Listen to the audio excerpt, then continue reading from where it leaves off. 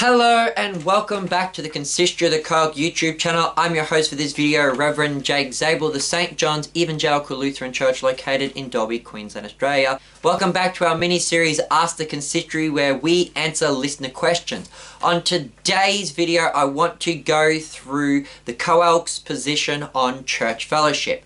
Now in the past, Pastor Magnus has done an excellent video on our position on prayer fellowship, and I also did an 11-part video series on closed communion. But on today's video, I wanted to talk about the more broad topic of church fellowship. So closed communion will be brought up in this video, but I want to talk more about all of church fellowship, not just closed communion. So let's get underway with today's video. See, following the baptism of the Christians in the book of Acts, it says that they gathered together for the apostolic teaching, the fellowship, the breaking of bread, and the prayers. Now, the first point that is mentioned here is the apostolic teaching. And as Lutherans, we believe that this is the true apostolic succession. Not a succession of ordinations, but a succession of the true apostolic doctrine. In Luke 24:45, Jesus opened the minds of the apostles to understand the Holy Scriptures. He then commanded them to preach His name to all nations. In Matthew 28:20, Jesus commissioned the apostles to teach all that He had commanded them. The apostles were commanded by Jesus to teach to everyone that what Jesus had taught them. In 2 Timothy 2:2, Paul, an apostle, tells Timothy that he is to take the teaching that he has learnt from Paul, teach it to other men, who in turn will be able to teach others. And here we see the apostolic succession. Jesus taught His apostles, they taught their disciples, and their disciples taught their disciples, and so on and so on. The doctrine of the church isn't just any doctrine or interpretation. It is meant to be the teaching of the apostles, which they learnt directly from Christ Himself. In 1 John chapter 1 verses 2 and 3, John states that the apostles are the witnesses of Christ, and that what they saw and heard from Christ is what they taught to us. John then states that they taught this to us so that we could have fellowship with them and in turn have fellowship with the Father and with Jesus Christ. The apostolic teaching is that which Christ taught to His apostles and commanded them to teach to us. And if you wish to have fellowship with God, then you must have fellowship with His apostles. And this is done when our teaching is that of the apostles. And the next point that is mentioned here in the text is the fellowship of the church. Now, the Greek word here is koinonia, literally communion. However, the text makes a distinction here between the next point, breaking of bread, which is an explicit reference to Holy Communion. This fellowship, this common union, does not exclude Holy Communion, but it is more than just the rite of Holy Communion. This fellowship of the church is the oneness of the church. In Acts 2:46, it states that the church was of one accord. And here the Greek word is homothumadon, literally of the same mind. The fellowship of the church is the oneness of the church. That the church be of one mind, one voice, one faith, one teaching. Now, the apostolic teaching, the fellowship, the breaking of bread, and the prayers are not separate acts from one another, but they are intimately linked. And it is no coincidence that Luke wrote this order of teaching, fellowship, bread. The church is to be united in a oneness. What the church is united around is the apostolic teaching. And the breaking of bread is how this unity is then displayed. The apostolic teaching is what unites the fellowship. And our fellowship is then expressed in the bread and wine of Holy Communion. And it is this core principle of unity that forms the basis of the church's historic practice of closed communion. For the church historically, not just the Lutherans, but the universal church Catholic, would only have communion with those who confess the same faith. In order for us to share in Holy Communion, there must be a communion of doctrine. In 1 Corinthians 5:11, Paul tells us not to have fellowship with the sexually immoral, covetous, idolaters, revilers, or drunkards, or extortionists, not even to eat with such a person.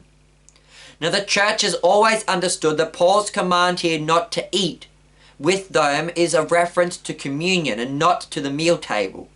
And the reason for this is that in 1 Corinthians 10:27, when discussing food sacrificed to idols, Paul states that if an unbeliever invites you to dinner and you go, eat what is set before you and ask no questions. In 1 Corinthians 10, Paul makes it clear that we are permitted to eat the ordinary meal with unbelievers. Thus, when in 1 Corinthians 5, Paul commands us not to eat with sinners, this is not speaking of the ordinary meal, but of Holy Communion. Thus, we are not to commune with those who teach a different doctrine. We are not to commune with those in error.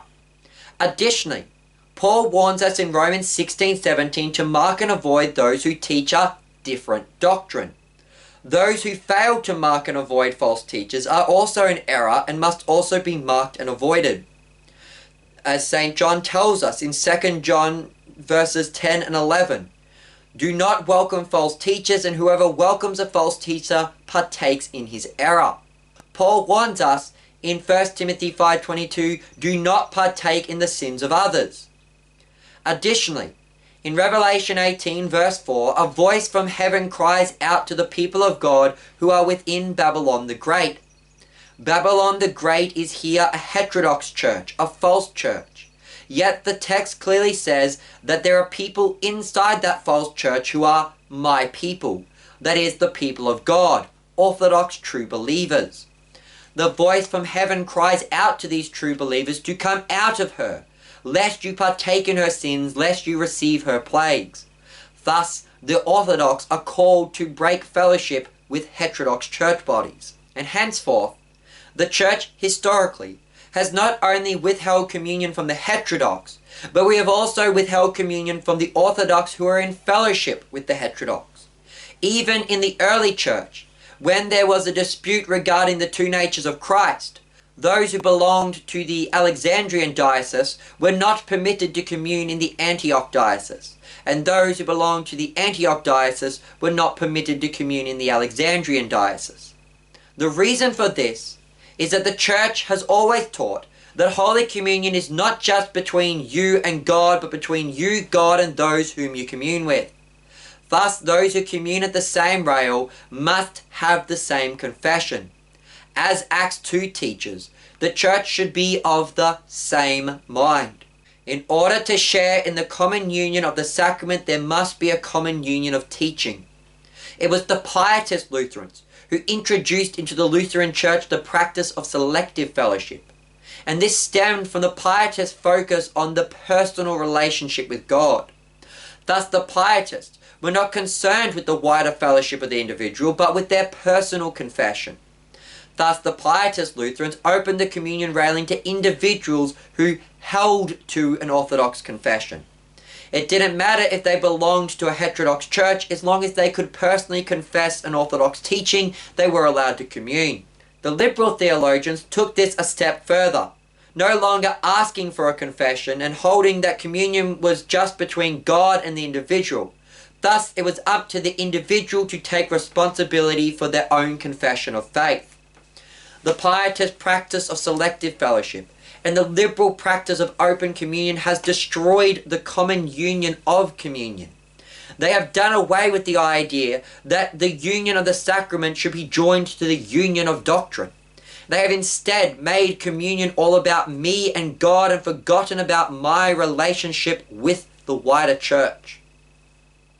Therefore, communion fellowship should be based on the union of doctrine, as Acts 2 teaches.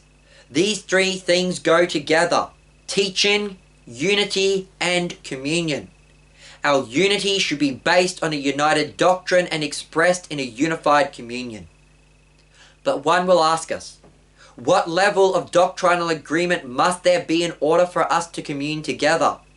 And the answer is full agreement. Acts connects church fellowship and communion fellowship with the apostolic teaching. St. John said in 1 John chapter 1 that fellowship with the apostles was an acceptance of the apostolic teaching. And in Matthew 28, Jesus commanded the apostles to teach all that he had commanded them. Not some, not a bit, not most, but all the teachings of Jesus. Church fellowship and communion fellowship must be based on agreement in all doctrine. However, let me clarify that full agreement in doctrine does not mean full agreement in opinion. Where Scripture speaks, we must speak. But where Scripture is silent, we must be silent. We believe in the sufficiency of Scripture. That is, that Scripture contains everything we need to know. But this does not mean that Scripture contains everything we would like to know. Thus, there are disagreements over open questions. As St. Paul told St. Timothy in 1 Timothy chapter 1 verse 4, "Do not give heed to fables and endless genealogies, which cause disputes rather than godly edification which is in faith." For example, the Scriptures are clear that angels exist, and the Scriptures are clear that there are different types of angels. Therefore, that is a doctrine that we must agree upon. But the Scriptures do not give us a definitive list of all the angels, nor does it describe what each type of angel does. Thus, there can be disagreement on this matter. Likewise, in Colossians 2:8, Paul warns us to beware lest anyone cheat us through philosophy and the traditions of man. There does not need to be agreement on human tradition, such as the traditions of the church fathers. For example, church tradition teaches that the thief on the cross was named Dismas, and tradition says that St. Peter was crucified upside down. Since these are not from the Scriptures themselves, and Scripture does not speak about them, we do not need to be in agreement on these points. Paul also tells Timothy in 2 Timothy 2:14 not to engage in wars over words. We do not have to use the same language and terminologies when we are discussing doctrine, as long as our doctrine is the same. Church fellowship must be based on full doctrinal agreement, but that only means that we must agree on that which is clearly taught in the Scriptures as doctrine, and we are allowed to differ on open questions. However, let me clarify that by saying disagreement over doctrine does not equal open questions. We do believe in the clarity of Scripture, that Scripture is clear in what it teaches, though this does not mean it is always clear to everyone. Due to ignorance, laziness, or to personal bias, people can misinterpret the Scriptures. Sometimes false doctrines can be spread by people who are evil and false teachers, and sometimes it can be spread by people who are ignorant or falsely taught. Disagreement over something does not mean it is now an open question. Otherwise, we could never break fellowship with any false teacher. If disagreement simply meant that now became an open question, then you could never break fellowship, because you could just teach whatever you want, and when somebody says, well, that's not correct, you say, well, we just disagree on that, so therefore it's an open question. It is our job as pastors and as all Orthodox Christians to educate people, to teach the true doctrine, to explain the unclear passages, and to refute and reject false doctrines. Open questions are only for those topics where Scripture is silent and doesn't provide us with the necessary information. Where Scripture is silent, we must remain silent. But where Scripture speaks, we must speak.